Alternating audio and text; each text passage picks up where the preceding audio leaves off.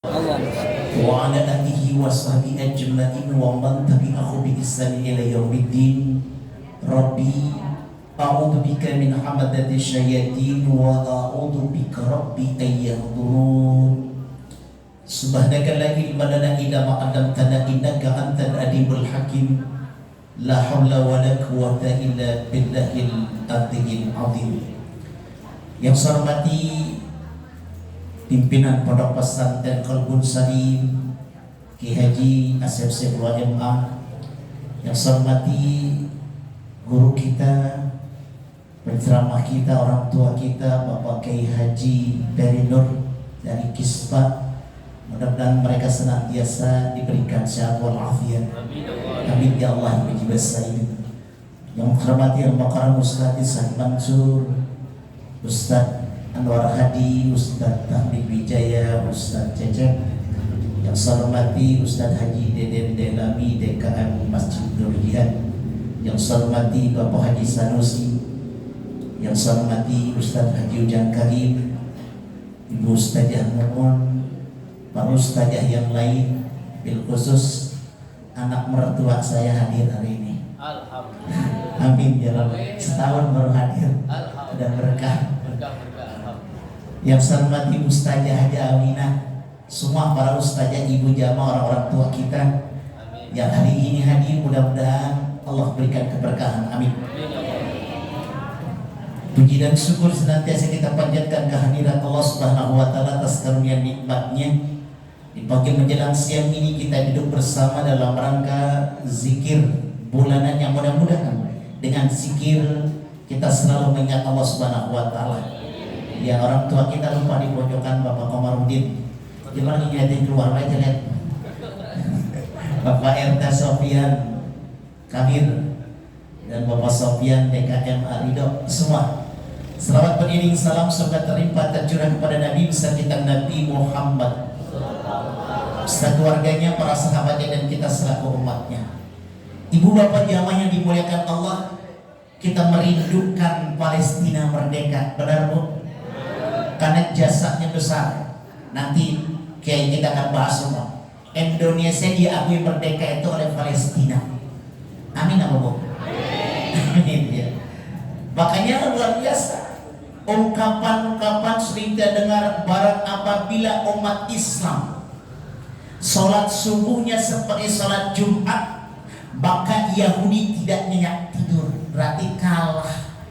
Yang jadi pertanyaan sekarang, kita udah kayak sholat Jumat belum subuhnya kita? Baru 2 baris. Nih ibu-ibu lakinya dorong-dorong ke masjid, kan pengen pernah Palestina. Bu, jadi kalau laki nggak mau ke masjid, kadang udah Ustaz udah diusahakan ke masjid, malas banget. Gampang kalau dia nggak ke masjid lagi tidur, bacain Yasin. Ya, tapi bangun kaget, tuh kan gue udah mati gitu. Ini luar biasa. Pagi ini kita duduk bersama, kan kita berdoa kepada Allah, ingin kita sehat walafiat, benar Bu? Makanya di pagi hari kita perang doa. Kalau mau tahu, suatu sisi ada orang lagi mau hajatan, ada keperluan, pengennya panas, betul Bu? Orang yang lagi nanam pohonan pengennya dengan bertentangan. Hari ini kita pengen sehat walafiat, benar Bu? Satu sisi yang punya klinik, punya rumah sakit, orang pada pengen, benar? Itu luar biasa. Dia ya Allah ya Rabbana, doa supaya rumah sakit saya banyak yang datengin, berarti doain orang sakit. Kalau pagi kita kurang sungguh-sungguh doa, pada meriang kita pagi-pagi bisa pada berobat. Yang kedua luar biasa, yang ketiga, kita pengen hidup selama-lamanya, benar Bu? Suatu sisi tuh gali kuburan, doanya gimana? Hah? Ya Allah ya Rabbana, mana kondangan banyak, banyak belum bayaran kuliah sekolah. Ya Allah, banyakkan rezeki saya ya Allah. Tiba-tiba jam 7 ada yang meninggal. Alhamdulillah gitu. Tuh alhamdulillah. Kita ternyata pagi udah perang doa. Makanya doanya sungguh-sungguh. Dengan sebab berzikir, insya Allah kita bisa meneteskan air mata. Amin ya Rabbal. Berarti aman tuh. Ya, rumah sakit kalah, ya tukang gali kubur kalah. Kita doanya pengen ya Allah sehat walafiat, panjang umur, pengen masih beribadah kepada Allah Subhanahu. Nih hari ini nanti insya Allah kita mendengarkan nasihat-nasihat luar biasa. Yang kita merindukan, ya Allah, di Palestina udah berapa kali wafatmu yang sahih? Suka nonton TV nggak? Udah 16.000 ya? 16.000, subhanallah. Tapi luar biasa kalau kita lihat beritanya, anak-anak bayi lahir ternyata banyak lahir tanpa listrik, tanpa inkubator, tapi sehat Bu ya. Karena semuanya kehendak Allah Subhanahu. Menurut syariat mereka berkuasa, tapi Allah lain lagi. Kan beritanya malah tentara di sana pada kena virus gila. Iya, pada stres kan? Ya luar biasa, pada ketakutan. Mudah-mudahan ya Allah, dengan izin Allah, seperti doa Rasulullah ketika perang Badar, Rasul melihat tentara Islam sedikit jauh dengan tentara kafir Quraisy. Rasul naik ke atas gunung berdoa, ya Allah ya Rabbana, seandainya umat Islam hari ini kalah, innaka lam tubat abadan, niscaya tidak ada yang menyembahmu lagi ya Allah. Coba bayangkan, doanya kayak doa ngambek. Dikabul gak Rasul? Dikabul gak? Dikabul. Allah turunkan junudan lantarunaha, tentara yang gak kelihatan orang. Siapa? Siapa? Malaikat. Ada yang berani melawan malaikat? Dok, kira-kira lawan malaikat menang gak? Gak akan bisa. Ternyata itu doa. Makanya kalau doa dulu begitu, doa. Kalau kita jangan deh ya, ibadah kita masih jauh, jangan begitu. Takut malaikat marah sama kita. Ya kalau Rasul memang doa ngambek luar biasa, memang perang tujuannya luar biasa karena sudah dekat dengan Allah Subhanahu. Mudah-mudahan hari kita ini hadir, tujuan kita berdoa bersama, bahkan nanti ada donasi ya, kita nimbang buat Palestina. Mudah-mudahan berkah semua yang kita lemparkan 1.000 atau 2.000 rupiah kembali ke sana menjadi kekal nanti di akhirat, nanti akan menolong kita. Amin ya Rabbal. Mudah-mudahan yang saya sampaikan yang singkat bermanfaat, lebih dan kurangnya nanti naik guru kita, kiai kita. Wallahu a'lam bishawab. Assalamualaikum warahmatullahi wabarakatuh.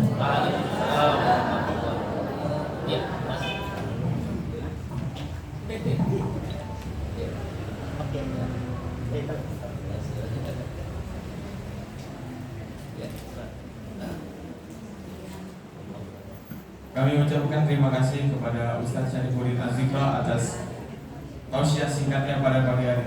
Berlanjut saja ke inti acara, yaitu tausiah yang akan dibawakan oleh Kiai Haji Ferry Nur selaku pembina MISPA atau Komite Indonesia untuk Solidaritas Palestina. Kepadanya kami persilakan. Sallallahu Muhammad.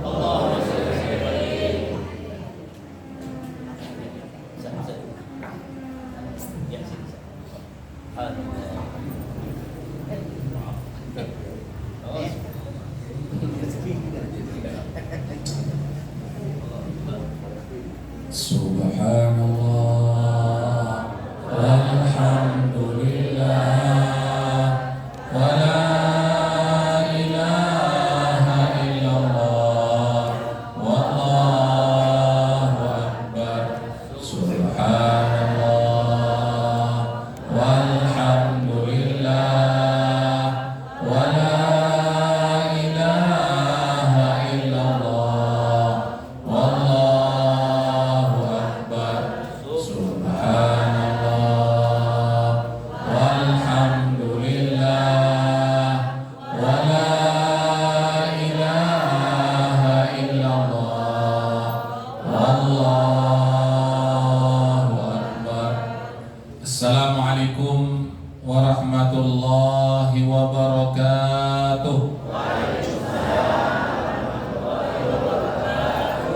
Alhamdulillahi wahdah, sadaqa wa'dah, wa nasara abdah, wa azza jundah, wa hazamal ahzaba wahdah. Wassalatu wassalamu ala rasulillah nabiyina Muhammad wa ala alihi wa sahbihi wa man walah, wa la hawla wa la quwata illa billah. Amma ba'du, fa ya ibadallah, usikum wa iyaya bittaqwallah faqad fazal muttaqun. Qala Allah Ta'ala fil Qur'anil Karim, ya ayyuhalladzina amanu ittaqullaha haqqa tuqatih wa la tamutunna illa wa antum muslimun. Wa qala Rasulullah sallallahu alaihi wasallam, khairun nas anfa'uhum linnas. Sadaqallah wa sadaqa Rasulullah sallallahu alaihi wasallam. Yang saya hormati dan sama-sama kita hormati para alim ulama, para asatidzah, para hujaj, para sesepuh dan tokoh masyarakat, bapak-bapak, ibu-ibu, hadirin hadirat, para pemirsa dimanapun Anda mengikuti acara ini.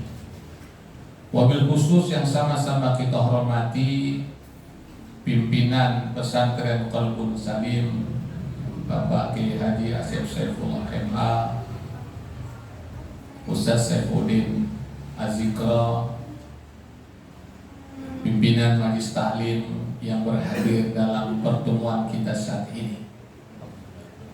Tiada kata yang pantas kita ucapkan kecuali memuji, mengagungkan, membesarkan, memuliakan Allah Subhanahu wa Ta'ala yang telah memberikan nikmat yang banyak kepada kita yang tidak akan mampu kita menghitungnya.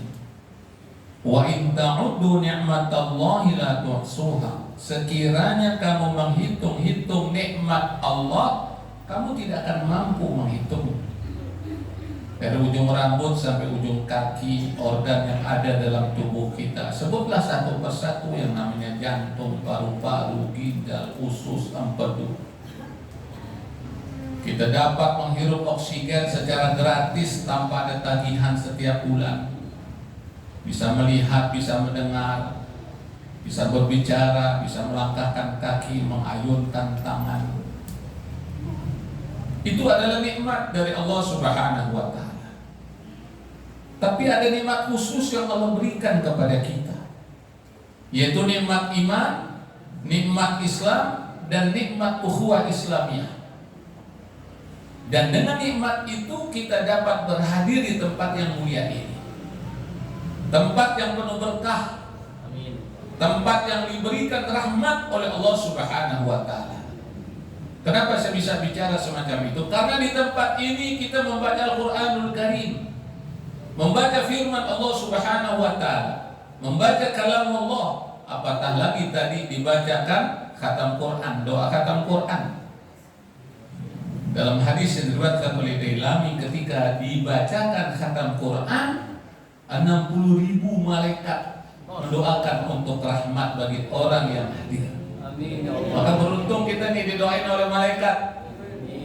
Makhluk Allah yang tidak pernah melakukan maksiat, tidak pernah melakukan dosa, tidak pernah melakukan kemungkaran, hanya taat kepada Allah Subhanahu wa Ta'ala. Maka kita bersyukur nih bisa hadir. Amin. Karena di majlis ini dibacakan zikir, menyebut Allah Subhanahu wa Ta'ala. Zikrullah adalah amalan orang-orang yang beriman kepada Allah Subhanahu wa Ta'ala. Makin meningkat imannya, mencapai derajat takwa, maka zikirnya makin banyak.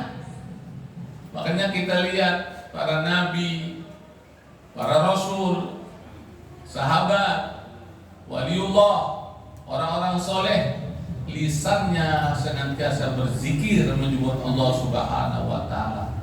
Ada yang zikirnya subhanallah, ada zikirnya alhamdulillah, ada zikirnya Allahu Akbar, ada zikirnya la haula wala quwata illa billah. Dan itulah yang dilakukan oleh saudara-saudara kita di Gaza, Palestina. Makanya mereka sampai saat ini tetap melakukan perlawanan terhadap penjajah Zionis Israel. Dari 7 Oktober, November, sekarang bulan apa nih? Desember, berapa bulan? 3 bulan. Pejuang di Gaza, Palestina, dia tidak menyerah, tidak mengibarkan bendera putih, tidak bertekuk lutut, tidak mengangkat tangan, tetap melakukan perlawanan. Kenapa? Karena mereka senantiasa berzikir menyebut Allah Subhanahu wa Ta'ala. Apalagi masyarakatnya, ketika ada yang meninggal diucapkan apa? Inna lillahi wa inna ilaihi raji'un. Kemudian dia senantiasa berzikir la haula wala quwata illa billah, hasbunallahu wa ni'mal wakil. Senantiasa lisannya berzikir kepada Allah Subhanahu wa Ta'ala. Dan kita pada saat ini kita berzikir kepada Allah. Makanya di awal sebelum saya menyampaikan salam, mengajak jamaah berzikir sebagaimana yang dilazimkan oleh murabbi kita Ustaz Muhammad Arifin Ilham. Subhanallah walhamdulillah wa la ilaha illallah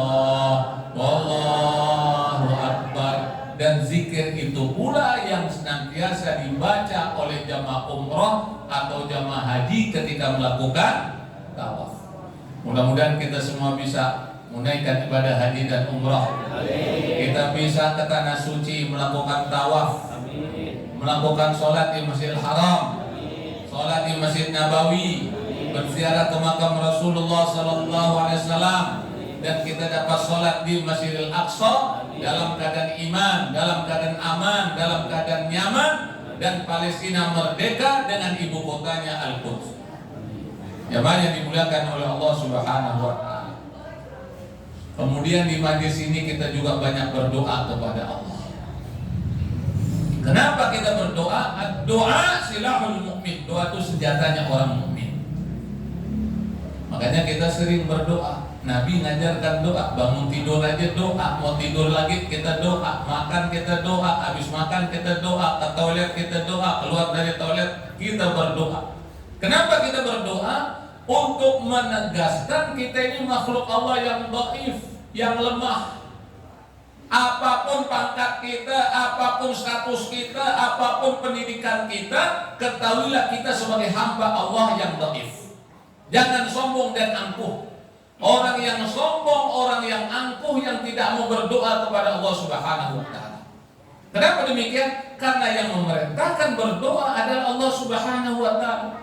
Ud'uni astajib lakum, berdoalah kepadaku, aku akan kabulkan. Itu perintah Allah. Berdoalah kepadaku, aku akan kabulkan. Dan itu juga janji Allah Subhanahu wa Ta'ala. Dan ingat, janji Allah pasti benar. Gak mungkin Allah berdusta, gak mungkin Allah berbohong. Jangankan Allah, Nabi Muhammad Sallallahu Alaihi Wasallam aja gak pernah berdusta, gak pernah berbohong. Yang banyak bohong manusia biasa. Allah tegaskan, ketika Allah katakan ud'uni astajib lakum, maka di dalam ayat yang lain dikatakan innallaha la yukhliful mi'ad. Sesungguhnya Allah tidak menyalahi janjinya. Makanya kalau kita berdoa kapan aja di mana saja harus yakin doa kita diterima oleh Allah. Doa kita didengar oleh Allah. Bu, alhamdulillah banyak juga nih ibu. Kenal iblis enggak? Nah, ini jawabannya susah nih. Dibilang kenal di mana? Dibilang nggak kenal pernah dengar. Iblis itu makhluk Allah. Usianya lebih tua daripada kita. Sebelum kita dilahirkan, orang tua kita dilahirkan, nenek moyang kita dilahirkan, bahkan sebelum Nabi Adam alaihissalam diciptakan oleh Allah, iblis sudah ada. Iblis berdoa kepada Allah. Iblis yang durhaka kepada Allah berdoa kepada Allah. Kira-kira doanya dikabul nggak sama Allah? Hah? Dikabul, diterima oleh Allah Subhanahu wa Ta'ala. Iblis berdoa minta sama Allah agar dipanjangkan umurnya, bukan untuk mengajak manusia dalam taat kepada Allah, mengajak manusia ke dalam surga, bukan. Dia berdoa mengajak manusia untuk nemenin dia di neraka. Karena dia udah tahu tempatnya di neraka. Dikabul oleh Allah Subhanahu wa Ta'ala. Allah panjangkan usianya hingga saat ini. Ini saya kalau ngomong gini agak berat Pak. Agak berat Bu. Kenapa anak buah iblis nih ngelapor, iblis tuh Ustaz jenggot putih megang tongkat lagi ngomongin tuh di pesantren Qalbun Salim. Ada laporannya, segera. Memang agak berat juga nih kita ngomongin iblis. Tapi karena yang namanya dakwah kita harus sampaikan apa adanya. Iblis itu berdoa kepada Allah, Allah kabulkan. Allah panjangkan usianya sampai akhir zaman. Yang tugasnya hanya untuk menyesatkan manusia, menggelincirkan manusia dari jalan Allah, dari jalan yang diridhoi oleh Allah Subhanahu wa Ta'ala. Kalau iblis saja berdoa dikabul oleh Allah, diterima oleh Allah, lantas bagaimana dengan umat Nabi Muhammad sallallahu alaihi wasallam? Ahli tahajud, ahli Quran, ahli salawat, ahli zikir, ahli infak, ahli sedekah, ahli masjid, ahli majlis taklim. Dia berdoa kepada Allah, diangkat kedua tangannya sambil berlinang air mata, dia menangis kepada Allah. saya yakin doanya dikabul oleh Allah Subhanahu wa taala. Jamaah yang dimuliakan oleh Allah Subhanahu wa taala, ini baru mukadimah. Ya, kita belum bicara masalah Palestina. Ya. Nah, sekarang kita masuk bab yang berikutnya tentang Palestina. Kenapa kita harus peduli terhadap Palestina? Ada beberapa alasan. Yang pertama adalah dari Al-Qur'anul Karim. Karena ini adalah sumber pokok pegangan umat Islam, Al-Qur'anul Karim, firman Allah Subhanahu wa taala. Di dalam surat Al-Isra ayat yang pertama Allah Subhanahu wa taala berfirman, Subhanalladzi asra bi'abdihi lailan minal masjidil haram ilal masjidil aqsa alladzi barakna haulahu linuriyahu min ayatina innahu was-sami'ul basir. Maha suci Allah yang telah memperjalankan hambanya. Siapa hamba dalam ayat ini? Yaitu Nabi besar Muhammad sallallahu alaihi wasallam. Minal masjidil haram, dari masjidil haram ilal masjidil aqsa yang berada di Palestina, yang Allah berkahi sekelilingnya. Masjidil Aqsa diberkahi oleh Allah, sekelilingnya juga diberkahi oleh Allah Subhanahu wa taala. Dan ini adalah tanda-tanda kekuasaan Allah Subhanahu wa taala, bagian dari ayat Allah Subhanahu wa taala. Masjidil Aqsa itu berada di mana? Bu, Pak, Masjidil Aqsa berada di mana? Di Palestina, tepatnya di Baitul Maqdis, di kota suci Al-Quds. Masjidil Aqsa itu kiblat umat Islam yang pertama. Sebelum pindah kiblatnya ke Ka'bah Baitullah, Nabi Muhammad SAW sholatnya menghadap kiblat yang berada di Baitul Maqdis, yaitu Masjidil Aqsa. Sekitar 16 bulan. Dari sini kita mendapatkan pelajaran bahwa Masjidil Aqsa itu milik kaum muslimin, milik orang Islam, milik orang yang beriman, bukan milik Yahudi, bukan milik Nasrani, apalagi milik Majusi. Maka ketika kita mendengar Masjidil Aqsa dinodai oleh Zionis Yahudi, maka kita nggak boleh tinggal diam, nggak boleh kita berpangku tangan, memeluk dengkul, berdiam diri, masa bodoh nggak boleh. Ini masjid memiliki keutamaan. Namanya ada di dalam Al-Quran, sampai sekarang bisa kita temukan. Silakan baca surat Al-Isra ayat yang pertama, pasti menemukan kata-kata Masjidil Aqsa. Sampai sekarang, dari zaman Nabi Muhammad SAW, zaman sahabat, zaman tabi'in, salafus soleh, terus sampai zaman kita, bahkan hari ini saya sampaikan di Depok, firman Allah Subhanahu wa taala surat Al-Isra ayat yang pertama. Padahal udah 1400 tahun yang lalu ayat ini diturunkan kepada Nabi Muhammad SAW. Ini dalil yang pertama, yaitu Al-Qur'anul Karim. Makanya kita harus memiliki kepedulian terhadap Palestina, karena di Palestina ada Masjidil Aqsa. Yang kedua alasannya adalah hadis Nabi Muhammad SAW. Dalam hadis kita akan menemukan penjelasan, kalau kalian ingin berkunjung, berkunjunglah ke 3 tempat. Apa 3 tempat itu? Masjidil Haram yang berada di Mekah Al-Mukarramah, Masjid Nabawi yang berada di Madinah Al-Munawwarah, yang ketiga Masjidil Aqsa yang berada di Palestina.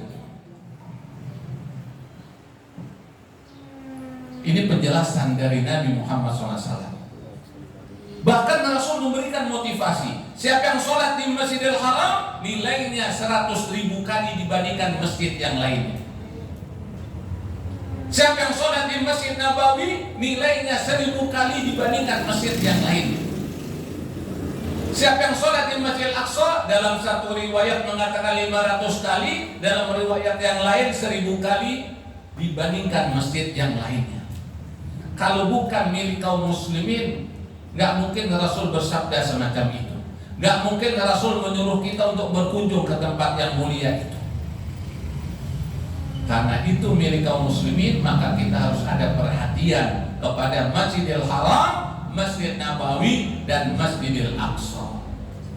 Dan ketahuilah saat ini Masjidil Aqsa udah dibagi oleh Zionis Yahudi. Harinya udah dibagi, kapan umat Islam bisa berkunjung sholat di dalamnya, kemudian waktunya, bagian tempat mana saya boleh dikunjungi, udah dibagi oleh mereka. Dan target akhirnya adalah mereka akan hancurkan Masjidil Aqsa dan mereka akan ganti dengan sinagog Yahudi. Apa sinagog Yahudi? Kuil Yahudi. Apa kuil Yahudi? Tempat ibadah Yahudi. Kok Ustaz tahu? Saya kan ada dokumenternya, ada fotonya, ada penjelasannya. Mereka sudah buat maket sinagog Yahudi. Kemudian peralatan untuk acara peresmiannya mereka sudah siap, segala sesuatunya sudah siap. Bahkan kalau tidak terjadi tanggal 7 Oktober kemarin, pasukan Palestina, Mujahidin Palestina, apakah itu Izzuddin Al-Qassam, apakah pasukan Jihad Islami melakukan penyerangan, mungkin ceritanya udah beda. Karena sebelum tanggal 7 Oktober nih banyak orang belum tahu nih. Makanya saya perlu sampaikan, sebelum tanggal 7 Oktober mereka melakukan kegiatan ritual keagamaan mereka di Masjidil Aqsa, ribuan orang. Dan umat Islam nggak peduli karena nggak tahu. Pemimpin Arab diam semua, nggak ada yang protes. Bahkan ada pemimpin Arab main mata dengan zona Israel untuk membuka hubungan diplomatik dengan zona Israel. Coba bayangkan. Maka ketika ada serangan dan mereka terperangah, bisa kayak begini pejuang Palestina yang mereka tidak sangka. Perbatasan jebol, pasukan Mujahidin masuk ke wilayah Palestina 48. Palestina 48 maksudnya di mana Ustaz? Nah, saya jelaskan. Palestina itu dibagi menjadi 3 berkaitan dengan siapa yang menguasai. Gaza itu dikuasai oleh Hamas. Tepi barat itu dikuasai oleh Fatah yang pimpinannya Mahmud Abbas. Sedangkan wilayah Palestina 48 adalah wilayah Palestina yang dijajah penuh oleh Zionis Israel dan mereka berkuasa, ibu kotanya Tel Aviv. Nah, pada tanggal 7 Oktober itu ada pasukan para layangnya, kemudian ada pasukan motornya masuk ke wilayah Palestina 48. Dan tentara Zionis Israel itu banyak yang dibunuh dan ditawan oleh pejuang Palestina. Jemaah yang dimuliakan oleh Allah Subhanahu wa taala. Mereka terperangah, ahli politik terperangah, bingung, heran. Pengamat militer juga heran. Bisa-bisanya Izzuddin Al-Qassam melakukan penyerangan. Padahal semua orang tahu yang namanya Zionis Israel, dia punya nuklir. Dia punya tank Merkava. Dia punya peralatan militer yang hebat, dia punya intelijen Mossad, dia punya media, dia punya kelebihan-kelebihan yang lainnya. Apalagi kelebihan nih. Ini apa nih Bu? Di mana-mana saya tanya jawabannya duit, padahal ini jari tangan. Saya nggak nyalahin, ya karena itu yang ada di pikiran kita. Jemaah yang dimuliakan oleh Allah Subhanahu wa taala. Pada perang tahun 67 Arab Israel, pasukan Arab terdiri dari Mesir, terdiri dari Yordania, terdiri dari Suriah. Kalau kata orang Jakarta bilang keok kalah sama pasukan Israel yang jumlah penduduknya nggak sampai 15 juta. Mesir dia punya tank, punya tentara, punya persenjataan, punya pesawat tempur. Yordania juga demikian. Kemudian Suriah juga demikian, kalah dengan Israel. Sinai diambil oleh Israel. Dataran tinggi Golan diambil oleh Israel. Tapi menghadapi Hamas, kalau bahasa kita Hamas itu cuma ormas, Pak. Ya, cuma ormas. Pendukungnya, pengikutnya nggak sampai 5 juta. Jangan ke 5 juta, 2 juta juga kagak. Apalagi Izzuddin Al-Qassam. Salah satu pimpinan Hamas di Aljazair itu mengatakan, pasukan yang kami turunkan itu baru 5.000 orang dari 40.000 pasukan Izzuddin Al-Qassam. Pasukannya 40.000. Yang baru diturunin, yang ikut berperang cuma 5.000. Sisanya berapa?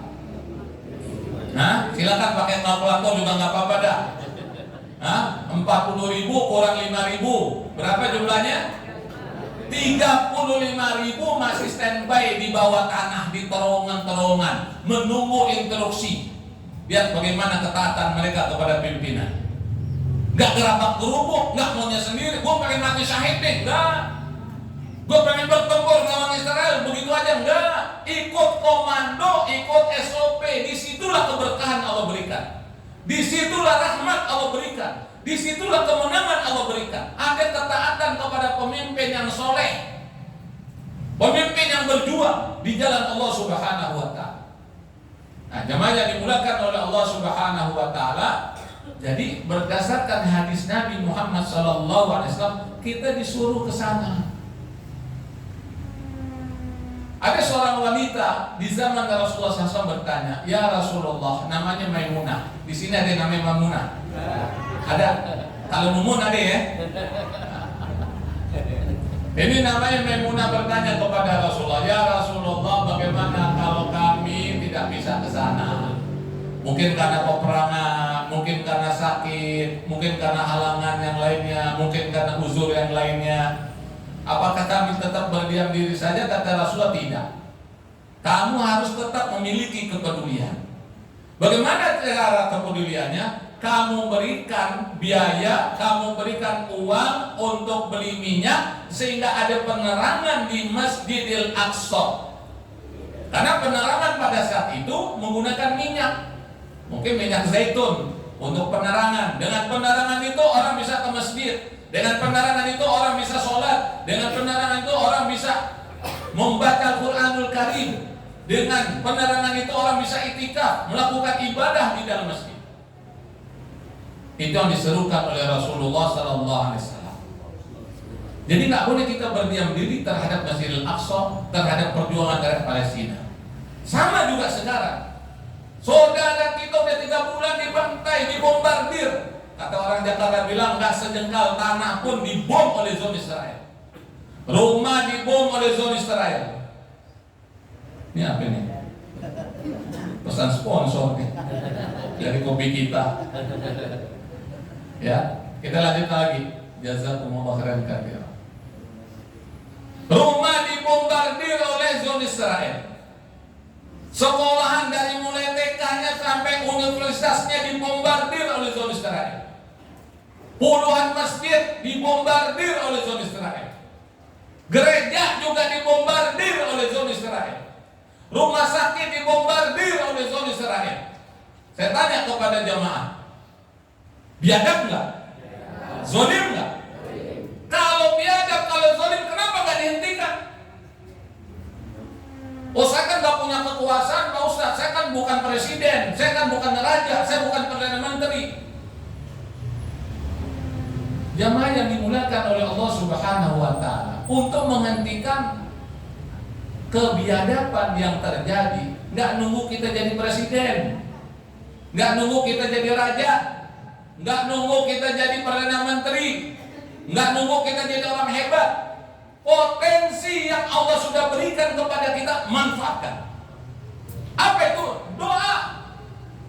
Kan saya sudah sampaikan di awal tadi, doa silahul mu'min. Doa itu senjata orang mukmin. Saya berkeyakinan penuh, kenapa pejuang di Gaza Palestina sampai detik ini mereka tetap bertahan.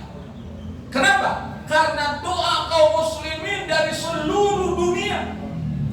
Bukan saja dari tempat ini, seluruh dunia. Di Asia, di Amerika, di Eropa, di Australia, di Afrika, 5 benua kaum muslimin, orang-orang beriman mendoakan pejuang-pejuang di Palestina. Ini saya kasih informasi kepada jamaah yang hadir di tempat ini. Alhamdulillah, di Masjid Az-Zikra Sentul Bogor, setelah terjadinya peristiwa 7 Oktober, Imam Masjid Az-Zikra melakukan kunut nazilah sampai sekarang. Jadi kunutnya bukan subuh aja, bukan. Zuhurnya, asarnya, maghribnya, isyanya kunut nazilah. Tiap hari kita kirim doa. Kalau bahasa hadisnya tiap hari kita kirim senjata yang tidak bisa terdeteksi oleh penjajah zona Israel, nggak bisa ditangkis oleh zona Israel. Senjata doa. Makanya kemarin saya dapat kabar itu tentara zona Israel pada menceret. Lagi perang menceret, coba cari toilet dulu. Ya, dari ribet tuh urusan.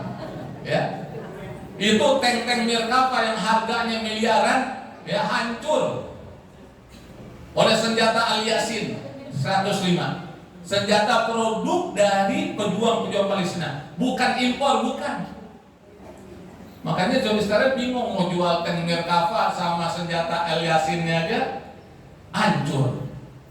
Sekarang ini tentaranya yang udah mati itu lebih 2.000 orang. Ya. Belum yang luka-luka, belum yang ditawan. Makanya saya mengatakan di awal, sebenarnya zona Israel ini udah kalah. Pusat bisa ngomong begitu dia kalah. Ya gimana nggak kalah? Presiden Amerika langsung datang ke Tel Aviv, memberikan sokongan, memberikan dukungan. Kapal induknya dikirim ke Laut Mediterania. Nggak cukup kapal induknya, pesawat tempurnya juga dikirim, tentara dikirim, dolarnya juga dikirim. Ini kan menunjukkan zona Israel udah kalah. Nggak cukup Presiden Amerika, Presiden Prancis juga datang ke Tel Aviv memberikan sokongan dukungan. Nggak cukup Prancis, Inggris, negara-negara Eropa pimpinannya memberikan sokongan. Berarti bersekutu mereka untuk menghadapi Hamas, menghadapi Izzuddin Al-Qassam, menghadapi pejuang-pejuang di Gaza Palestina. Mereka udah bersekutu, mereka udah bersatu. Cuman umat Islam aja pemimpinnya belum bersatu memberikan sokongan dukungan. Betul nggak? Kalau sekiranya negara-negara Arab sekarang bersatu memberikan sokongan dukungannya, ini saya punya pesawat tempur, pakai dah. Saya ini punya tank, pakai dah. Ini saya punya senjata, pakai dah. Saya yakin ceritanya akan berbeda. Cuman realitanya kan mereka nggak mau. Karena ditekan oleh Amerika, yuk macam-macam, ingat, ya bisa kedongkel dari pimpinan. Itu Presiden Mursi di Mesir itu sangat cinta kepada rakyat Gaza Palestina, memberikan sokongan dukungan terhadap rakyat Gaza. Waktu beliau menjadi presiden sebelum dikudeta oleh As-Sisi, itu relawan banyak yang masuk ke Gaza, termasuk relawan dari KISPA, Komite Indonesia untuk Solidaritas Palestina. Kami rombongan Pak bisa masuk 12 orang. Peristiwanya pada tahun 2012 bulan Desember sampai Januari 2013. Jadi saya tahun baru di Gaza Palestina. Ini model-model kayak bulan Desember kayak begini nih. Kita datang ke Gaza Palestina bawa bantuan untuk saudara-saudara kita di Gaza Palestina. Musim dingin. Dingin itu bisa di bawah 10 derajat Celcius. Memang nggak ada salju karena daerah pantai, tapi dinginnya sampai ke sumsum, ya, sampai ke tulang kita, dingin. Nah sekarang kita bayangkan deh, rumahnya hancur, tinggal di tenda pengungsian, air nggak ada, listrik nggak ada, musim dingin, kira-kira susah nggak? Kasihan nggak? Makanya kita adakan acara ini sebagai solidaritas kita, sebagai kepedulian kita. Man lam yatama bi amril muslimin falaysa minhum. Barang siapa yang tidak peduli terhadap urusan kaum muslimin, maka dia bukan termasuk golongan kaum muslimin. Jamaah yang berikutnya adalah landasan historis sejarah. Palestina, Masjidil Aqsa milik kaum muslimin. Pada tahun ke-15 Hijriah, pemerintah Islam dipimpin oleh Sayyidina Umar bin Khattab radhiyallahu anhu diminta khusus datang ke Palestina, ke Baitul Maqdis oleh pemimpin Nasrani pada saat. Untuk apa? Penyerahan kunci pintu gerbang Baitul Maqdis. Sayyidina Umar datang, bukan dengan pasukan yang begitu banyak, enggak, cuma 2 orang dengan asistennya, dengan pengawalnya. Lihat bagaimana Sayyidina Umar, pemimpin yang bertakwa. Dia datang khusus ke Baitul Maqdis. untuk menerima kunci pintu gerbang Baitul Maqdis dari pemimpin keagamaan Nasrani di sana. Di tengah mereka ada orang-orang Yahudi, ada Nasrani, ada kaum muslimin. Maka terjadilah kesepakatan Umar. Dalam kesepakatan Umar itu orang Nasrani silahkan dia beribadah menurut keyakinannya masing-masing. Dan Umar tidak menghancurkan gereja yang ada di Baitul Maqdis. Sampai sekarang tuh gerejanya masih ada. Bahkan ketika Sayyidina Umar mengunjungi gereja, masuk waktu sholat, kata pemimpin keagamaan Nasrani, silakan Umar untuk sholat di gereja kami. Umar nggak mau. Kenapa Umar nggak mau? Yang pertama alasannya karena itu bukan tempat ibadah orang Islam. Ya, orang Islam tempat ibadahnya di mana? Masjid apa gereja? Apa di kuil? Emang kalau orang cerdas pertanyaan dimulak-balik pasti tepat, pasti benar. Tempat ibadahnya orang Islam di masjid, bukan di kuil, bukan di kelenteng, bukan di gereja, bukan di candi. Di mana tempat ibadah orang Islam? Maka sering-seringlah kita ke masjid yang disebut dengan Baitullah, rumah Allah. Gak rugi orang yang ke masjid. Setiap langkah kakinya ke masjid, setiap diangkat Allah angkat derajatnya. Setiap langkah kakinya diturunkan Allah ampuni dosanya. Itu baru di jalan. Belum lagi ketika berada dalam masjid. Setiap masjid itu ada malaikatnya, akan mendoakan orang yang berada dalam masjid. Duduk aja dia, gak baca Quran, gak berzikir, duduk cari tempat yang strategis. Apalagi tempatnya asing, karpetnya empuk, duduk aja didoakan oleh malaikat. Allahumma ighfir lahu warhamhu, Allahumma ighfir lahu warhamhu, sampai orang itu kembali pulang. Artinya apa? Ya Allah ampunilah dosanya, rahmatilah dia, ampunilah dosanya, rahmatilah dia. Orang kalau diampuni dosanya, diberikan rahmat oleh Allah Subhanahu wa taala, dia akan mendapatkan ketenangan. Kata orang Jakarta bilang, saking tenangnya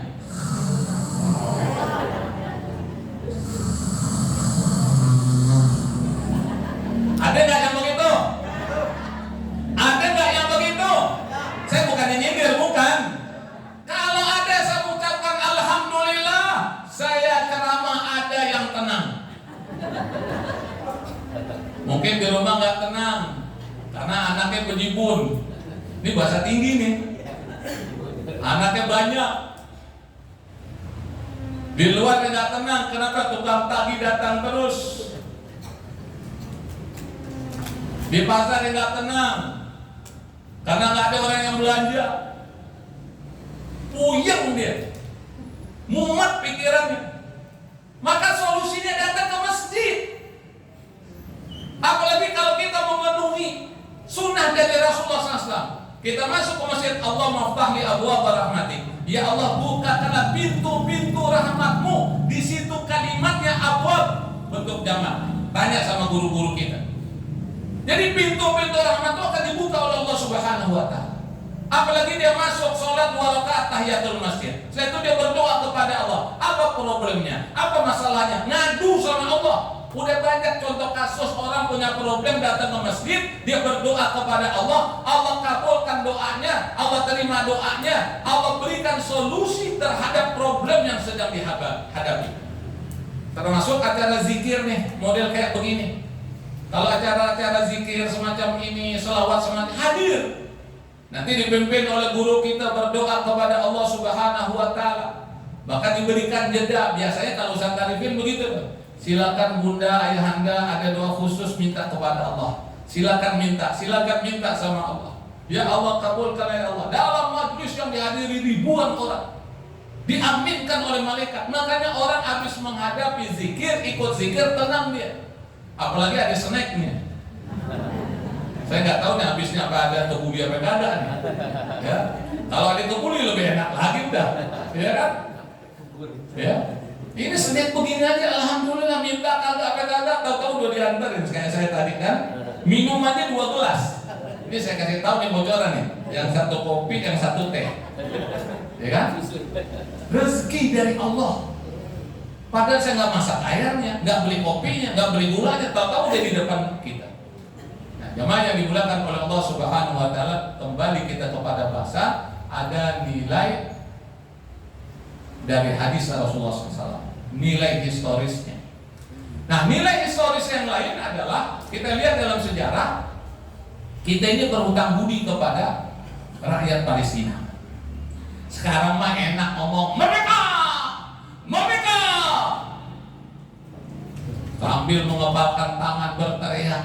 Coba dulu ngomong zaman Belanda, coba dulu ngomong zaman Jepang. Kalau dihantar popor senjata Belanda Jepang, karena kalimat itu kalimat ekstrim. Kalau istilah orang sekarang, itu kalimat radikal yang nggak boleh diucapkan oleh penduduk negeri Indonesia. Berat. Tapi ada pemimpin dunia, seorang ulama mufti dari Palestina yang namanya Syekh Muhammad Amin Al-Husaini, memberikan dukungan, sokongan terhadap kemerdekaan Indonesia. Bayangkan seorang ulama, seorang mufti dari Palestina. Ketika itu kata merdeka yang menjadi hal terlarang di negeri kita. Tapi mufti Palestina sudah memberikan kata-kata merdeka. Bahkan dia berpidato melalui corong radio di Jerman, memberikan pembelaan, sokongan, dukungan terhadap kemerdekaan Indonesia. Delegasi Indonesia datang ke Timur Tengah dipimpin oleh Haji Agus Salim. Jenggotnya sama saya, putihnya. Ya, dia seorang diplomat ulung. Bisa berbagai macam bahasa, konon katanya 9 bahasa dia bisa. Hebat nggak? Dia datangi pemimpin-pemimpin Timur Tengah, tokoh-tokoh Islam di sana, para ulama di sana, bertemu dengan seorang saudagar kaya namanya Muhammad Ali Tahir. Setelah disampaikan problem yang dihadapi oleh rakyat Indonesia, oleh bangsa Indonesia yang baru saja merdeka, Muhammad Ali Tahir dia ambil seluruh tabungannya, diserahkan kepada delegasi Indonesia. Ini sejarah yang perlu diketahui oleh rakyat Indonesia dan pejabat Indonesia. Artinya apa? Kita ini berhutang budi kepada bangsa Palestina. Kita ini bangsa besar. Kita jangan seperti pepatah mengatakan kacang lupa dengan kulitnya. Jangan mentang-mentang udah merdeka puluhan tahun, kemudian ketika rakyat Gaza Palestina dibombardir, ngapain kita ngurusin mereka? Urusan kita aja belum beres, akhirnya benar diaminin oleh mereka, gak beres-beres tuh urusannya. Kenapa salah omong? Makanya kita punya mulut hati-hati. Apalagi berkaitan dengan perjuangan rakyat Palestina. Kalau kita nggak paham, udah diem. Tanya sama orang yang pernah datang ke Gaza Palestina. Tanya orang yang sudah berinteraksi dengan pejuang-pejuang Palestina, yang sudah berinteraksi dengan rakyat Gaza Palestina. Jangan gerecokin orang berjuang. Ini orang pengen berinfak, disampaikan di sosial media lagi. Itu infak bantuan nggak bakalan sampai. Pernah dengar nggak omong gereja? Hah? Yang ngomong ustaz lagi. La ilaha illallah, malu-maluin aja. Pakai akal sehat, buka mata selebar-lebarnya. Kalau tuh infak nggak sampai, nggak mungkin berdiri rumah sakit Indonesia di Gaza Palestina. Kalau infak dari rakyat Indonesia nggak sampai, nggak mungkin berdiri Masjid Istiqlal di Gaza Palestina. Kalau infak dari Indonesia nggak sampai, nggak mungkin ada ambulan-ambulan yang dimanfaatkan membantu korban-korban yang berjatuhan di Gaza Palestina. Kalau infak bantuan dari Indonesia nggak sampai, nggak mungkin ada bantuan makanan siap saji yang diberikan kepada rakyat Gaza Palestina. Ketika gencatan senjata kemarin, alhamdulillah bantuan yang dititipkan kepada KISPA, Komite Indonesia untuk Solidaritas Palestina, alhamdulillah sudah kita sampaikan kepada rakyat Gaza Palestina. Yang pertama untuk obat-obatan, untuk dokternya, untuk perawatnya, itu kita berikan bantuan kepada mereka yang berada di kamp pengungsian di Gaza Palestina. Beberapa hari kemudian, 1 hari sebelum gencatan bersenjata berakhir, kita berikan bantuan makanan siap saji. Alhamdulillah sampai, dokumennya ada, fotonya ada, videonya ada. Kenapa ada orang yang ngomong kayak begitu? Jawabannya karena dia jahil walaupun dia seorang ustadz. Yang kedua hasad, hatinya itu berpenyakit, hatinya itu berpasir, gak bisa melihat orang Islam, umat Nabi Muhammad SAW senang. Itu orang hasad.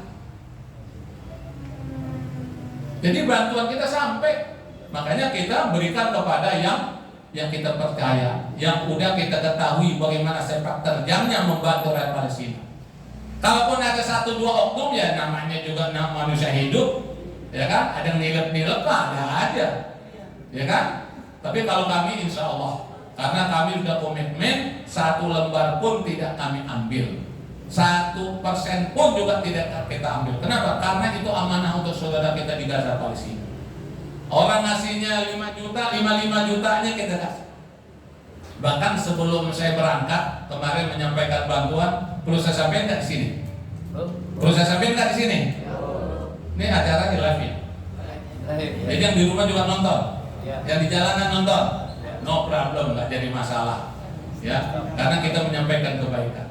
Sebelum saya berangkat ada yang nelpon, Ustadz bisa nggak utusannya datang ke rumah saya? Ngapain? Ini ada bantuan buat rakyat Palestina. Rumahnya di mana? Rumahnya dekat Fatmawati di sana, rumah sakit Fatmawati. Ya, daerah apa itu namanya? Pondok Labu. Saya datang ke rumahnya pagi-pagi. Rumahnya dalam gang. Nggak tahunya tokoh masyarakat, tokoh DKI. Kalau saya sebut ya mak kenal orangnya. Tapi nggak perlu saya sebut dah. Ya untuk menjaga keikhlasan dia.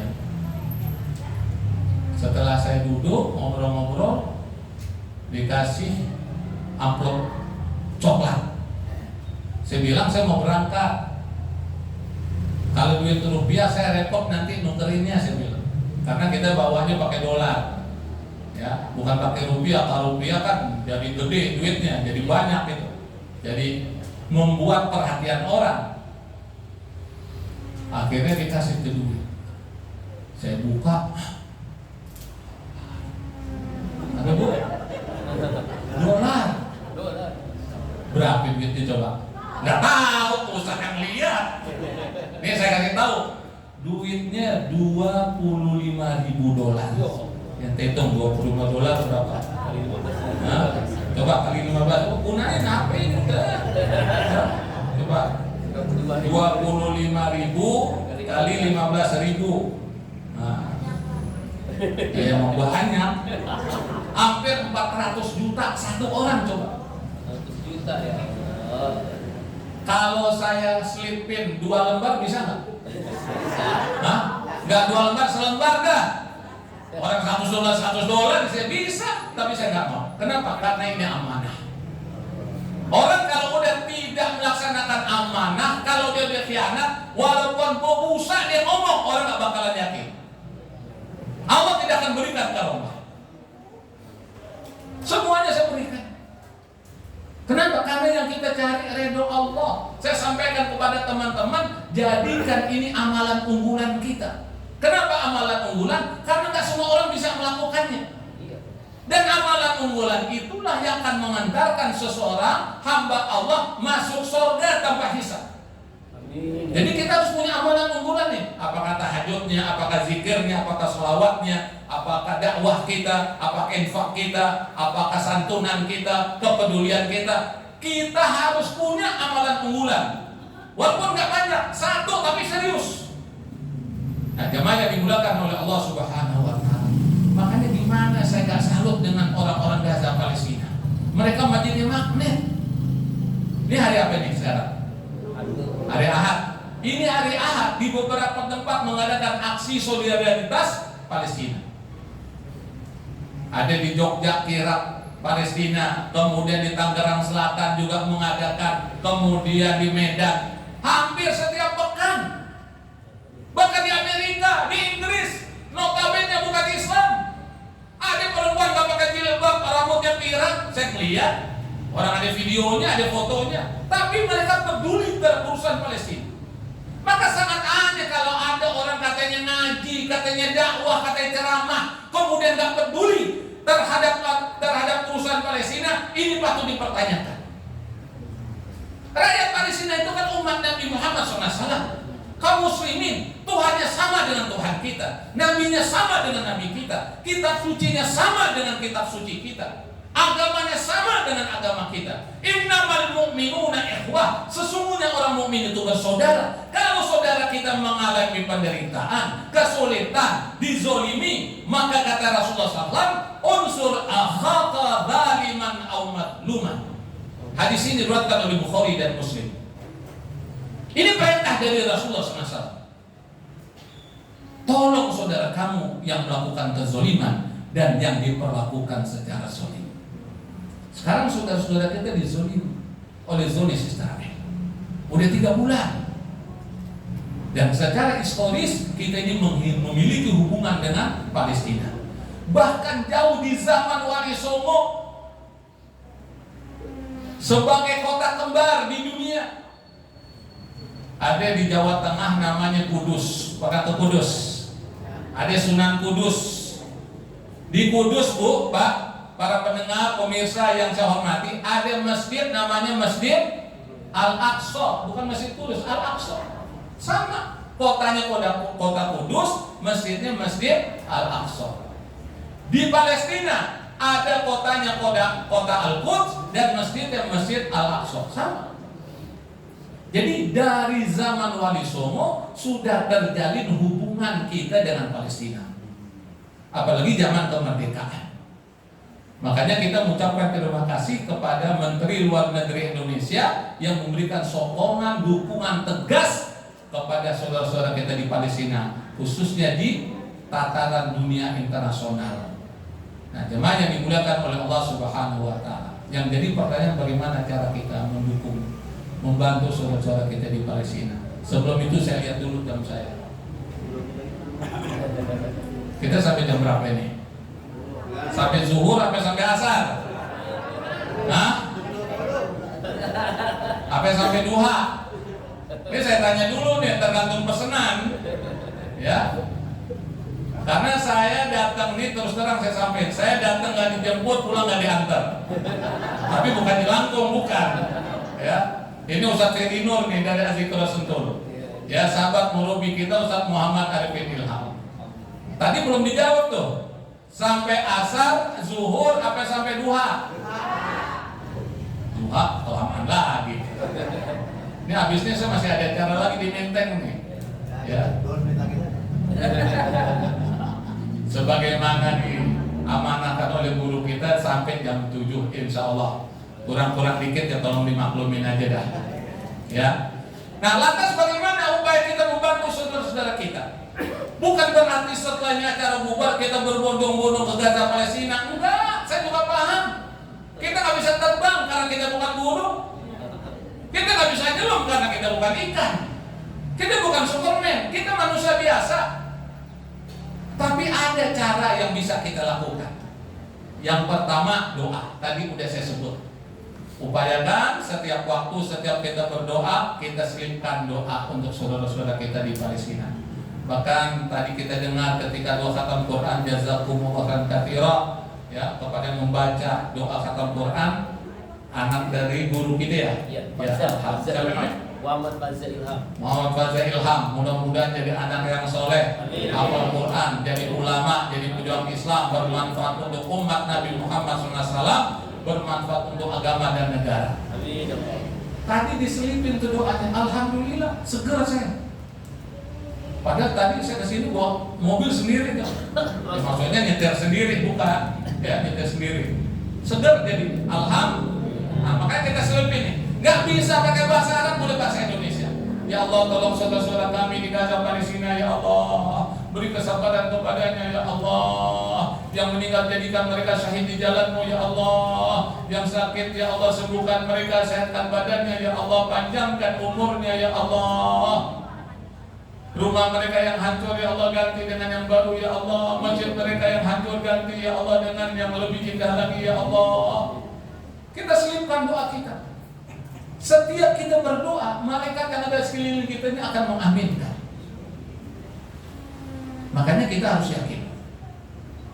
Yang kedua, berikan infak terbaik kita. Allah nggak minta seluruhnya. Wa mimma razaqnahum yunfiqun. Sebagian harta kamu infakkan. Kenapa Allah berfirman semacam itu? Karena Allah tahu kualitas iman kita. Kita ini cinta sama harta. Nyari duit udah susah, membanting tulang, memeras keringat. Allah tahu kita susah nyari uang. Makanya yang Allah minta sebagian. Kualitas iman kita memang tidak seperti Abu Bakar Siddiq. Kalau Abu Bakar Siddiq radhiyallahu anhu, semua hartanya diberikan untuk perjuangan Islam. Kalau Sayyidina Umar setengahnya. Kalau kita nggak perlu seluruhnya, nggak perlu setengahnya, sebagian kita infakkan. Nah, maka saya menyarankan melalui majlis yang mulia ini, upayakan kita berinfak sebelum matahari terbit, burung-burung berkicau. Kenapa memang Ustaz? Karena ada riwayat mengatakan setiap hari malaikat mendatangi anak cucu Adam yang berinfak didoakan. Apa doanya? Allah ma'ti munfiqan khalafa. Ya Allah, berilah nanti kepada orang berinfak.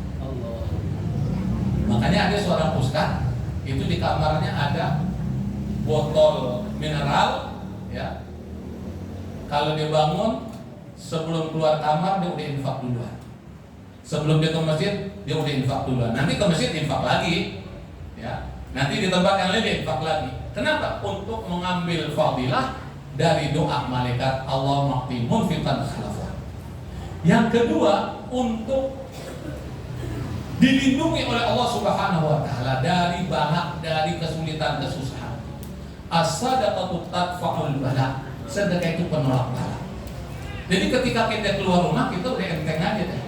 Udah enjoy aja, udah enak aja. Kenapa? Karena kita udah minta perlindungan kepada Allah dari berbagai macam musibah, dari berbagai macam bala. Dan infak itu juga merupakan burhan, bukti dari keimanan kita. Orang munafik, orang yang kikir yang nggak mau berinfak.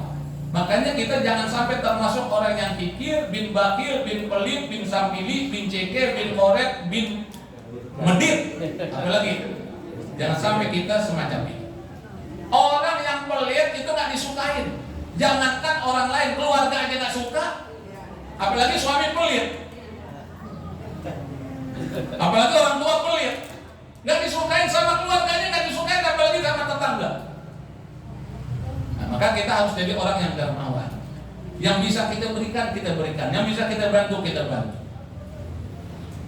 Kemudian, ini kita bukan lagi kajian kita. Sedekah itu adalah obat. Dia udah berobat ke dokter, belum sembuh juga, ke tabib, belum sembuh juga. Coba amalkan bersedekah. Dawu mardakum bis sedekah. Obati orang sakit di antara kamu dengan sedekah. Udah banyak ditulis oleh para ulama kita tentang fadilah dari sedekah. Orang yang lumpuh alhamdulillah bisa sembuh. Orang yang sakit, dokter udah lepas tangan, alhamdulillah bisa sembuh. Kenapa? Karena dia berinfak karena Allah Subhanahu wa taala. Intinya kita tidak rugi berinfak. Maka mari kita sisihkan bagian dari rezeki kita untuk saudara-saudara kita di Gaza Palestina. Yang ketiga, doa udah, infak udah. Yang ketiga, gunakan handphone kita untuk perjuangan. Mudah-mudahan kalau kita gunakan handphone kita jadi kafarat penembus atas dosa mata kita yang salah lihat dari handphone yang kita buka. Kadang-kadang kita buka handphone tahu ada iklan yang nggak benar. Ada nggak begitu? Mau kita banting handphone kita belinya udah mahal, ya. Nah itu kan dosa. Nah mudah-mudahan jadi kafarat. Kita share berita-berita yang benar, memberikan semangat, ya. Jangan berita yang mematahkan semangat perjuangan. Jangan berita hoak yang kita sebarkan. Mudah-mudahan dengan kiriman kita orang jadi tergugah. Orang mendoakan saudara kita yang sedang berjuang di Gaza Palestina. Orang jadi peduli. Orang juga bisa melakukan infak terbaiknya dari SMS yang kita kirimkan.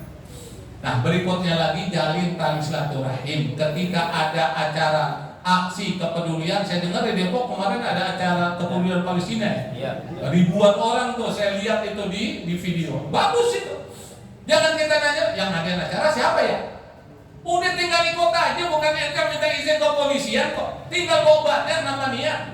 Alhamdulillah udah ada panitianya. Tinggal bawa badan, kita tanamkan niat ikhlas karena Allah Subhanahu wa taala. Ketahuilah, ketika kaum muslimin, masyarakat dunia melakukan aksi solidaritas, itu mempengaruhi semangat juang mereka. Mereka mengucapkan terima kasih. Apalagi ketika kemarin ini beberapa kali di Monas diadakan acara solidaritas Palestina, itu mereka tonton, diliput oleh Al Jazeera, diliput oleh media massa sampai kepada mereka. Mereka terharu bahwa mereka berjuang gak sendirian. Di belakang mereka ada jutaan rakyat Indonesia memberikan support. Makanya ketika ada acara semacam itu hadir, semacam acara di kayak kita zikir hadir. Kalau badan sehat ada waktu luang hadir. Ini silaturahim. Tidak rugi orang yang menjalin tali silaturahim. Kenapa? Silaturahim itu amalannya Nabi Muhammad SAW, amalannya sahabat Rasulullah SAW, amalannya tabi'in, amalan waliullah, amalan orang-orang soleh, amalan orang yang ingin masuk ke dalam surga. Ini berkaitan silaturahim, saya pengen kasih pantun khusus nih buat jemaah. Pada mau dengar nggak? Mau dengar nggak? Yang mau rekam silakan rekam, yang mau catat silakan catat. Siap? Abdurrahim dari Bengkulu. Nggak kompak. Kelihatan udah pada letih ini, pada yang ngomong saya. Abdurrahim dari Bengkulu. Beli kerang untuk keluarga. Silaturahim memang perlu bagi orang yang ingin ke surga. Jadi kalau kita ingin ke surga, datang silaturahim. Tadi saya ngomong sama guru kita, ini sebulan sekali. Kita luangin sebulan sekali. Pekan kedua ya hari Ahad. Ahad kedua. Ya kalau Ahad pertama di Azikr Sentul.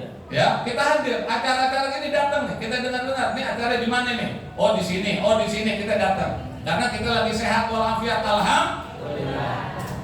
Jangan kita putus tali silaturahim. Jangan kita seperti katak dalam tempurung. Ada orang yang sombong.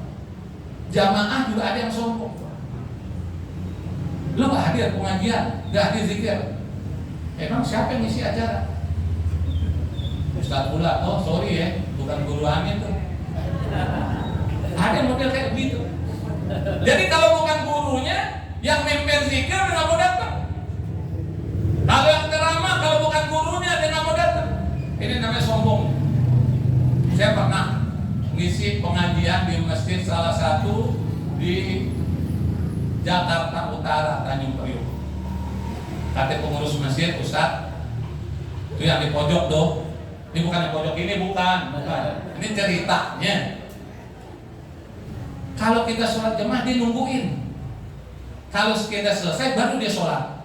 Jadi dia nggak mau gabung dengan pengurus masjid dengan jamaah yang lain. Dia tungguin dulu sampai selesai itu sholat jamaah.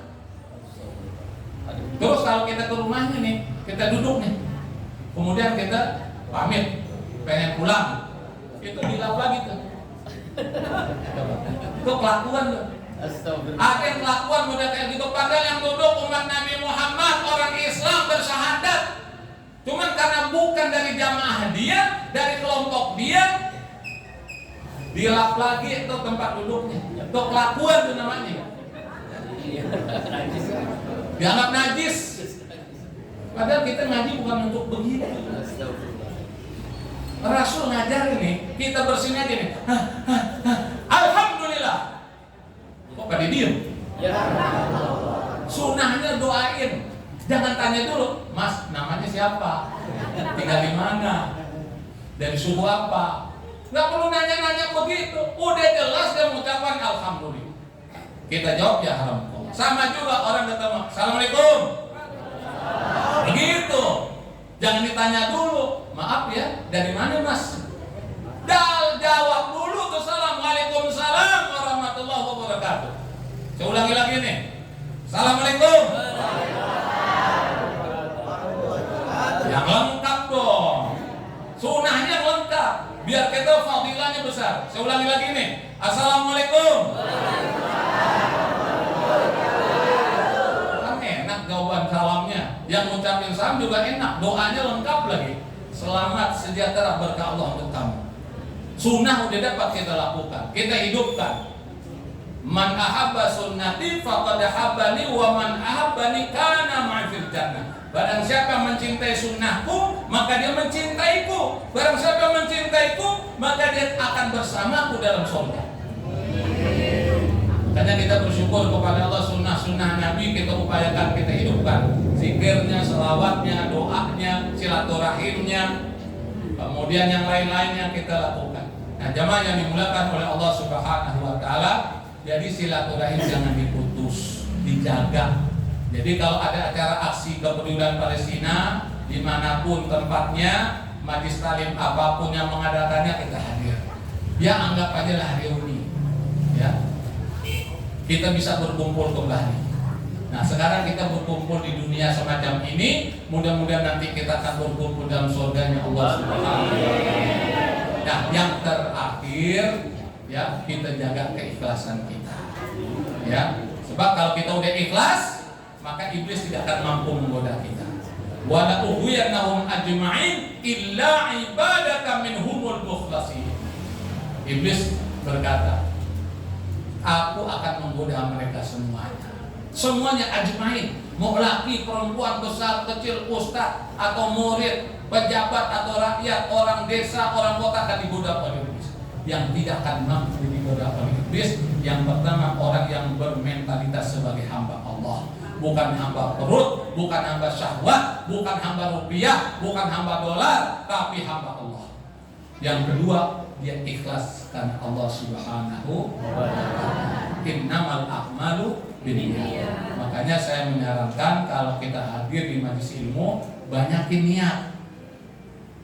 Niat zikir, niat berselawat, niat khataman, niat silaturahim, niat mencari ridha Allah. Kalau di masjid niat iktikaf, itu udah berapa niat tuh Pak? Diraup semua tuh pahalanya. Sekali duduk, itu tanda orang yang berilmu. Jangan kita bengong aja, pasang niat untuk mencari ridha Allah Subhanahu wa taala. Alhamdulillah pas jam 7. Ya, sesuai dengan amanah sudah saya tunaikan. Mudah-mudahan pertemuan kita mendapat rahmat dan berkah dari Allah Subhanahu wa taala. Allahumma ansur ikhwanana wal mujahidin fi Gaza Palestina. Allahumma ansur ikhwanana wal mujahidin fi Gaza Palestina. Allahumma ansur ikhwanana wal mujahidin fi Gaza Palestina. Allahumma ighfir lana wa liwalidayna warhamhuma kama rabbayana shighara. Rabbana ighfir lana wa li ikhwanina alladhina sabaquna bil iman wa la taj'al fi qulubina ghillan lil ladzina amanu rabbana innaka ra'ufur rahim. Allahumma ighfir lil mu'minin wal mu'minat wal muslimin wal muslimat al ahya minhum wal amwat bi rahmatika ya arhamar rahimin. Allahumma khtim lana bil Islam wa khtim lana bil iman wa khtim lana bi husnil khatimah. Sama-sama. Rabbana atina fid dunya hasanah wa fil akhirati hasanah wa qina adzabannar wa adkhilna jannata ma'al abrar ya aziz ya ghafar ya rabbal alamin. Wa sallallahu ala nabiyyina Muhammad wa ala alihi wa sahbihi ajma'in walhamdulillahi rabbil alamin. Sebelum saya tutup, ada yang perlu saya sampaikan. Mumpung ingat, insya Allah nanti setelah ini acara selesai, saya akan memberikan kenang-kenangan buah tangan kalender Kispa 2024. Ini kalender nggak dijual karena saya bukan jualan kalender di sini. Saya di sini dakwah. Ya silakan nanti didapat diperoleh, nanti ada petugas dari Kispa yang memfasilitasi, yang mau memberikan infak terbaiknya silahkan untuk operasional Kispa dan juga untuk saudara kita di Gaza Palestina. Ini yang dapat saya sampaikan. Silakan nanti kalender tempel di rumahnya, boleh di ruang tamunya boleh, ruang makannya boleh, atau di musola, di masjid taklimnya boleh. Karena tema di kalender kita khusus berkaitan dengan Gaza Palestina. Mudah-mudahan bermanfaat bagi kita semuanya. Tanda silaturahim dari saya untuk jamaah semuanya. Ini khusus yang hadir nih, ya, yang di rumah yang pakai live streaming, mohon maaf nggak dapat. Ya, tapi kalau datang insya Allah kita upayakan. Demikian apa yang saya sampaikan, mudah-mudahan bermanfaat. Assalamualaikum warahmatullahi wabarakatuh.